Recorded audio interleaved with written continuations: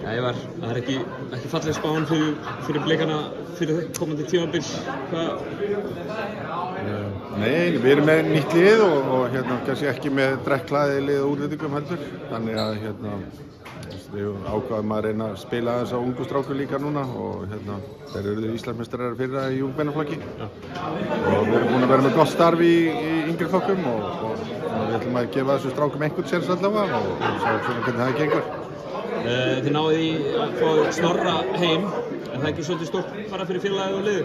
Jú, líka bara hann Bliki og hann í úrvalsdeildarklassa, þannig að það var mjög gott fyrir okkur að fá hann inn og hann þarf að koma aðeins í leikform og svona, þannig að þetta tekur einhver tíma.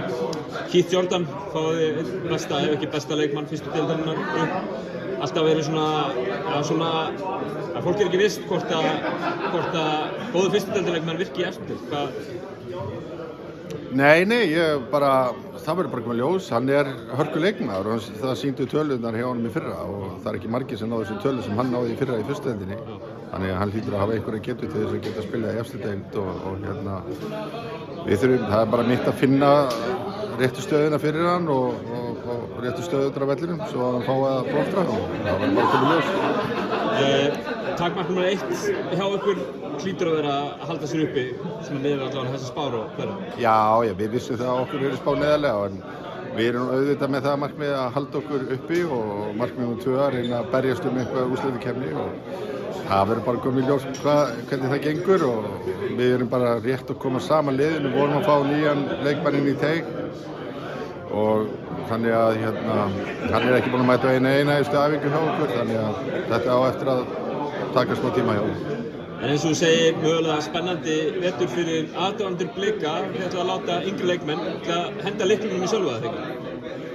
Jú, að hluta til, þá ætlum við að gera það. Hann náttúrulega með Everits og Árna með sér til þess að bakka sig upp og það er ljóst að við erum að sitja dálítið á herðarnar á ungu strák og svo erum við með fleiri unga stráka þarna líka sem eru mjög efnilegir en svo bara spurning hvað við komum miklum tíma til þessara stráka en við ætlum svona að reyna að gera eitthvað og reyna að koma þeim inn.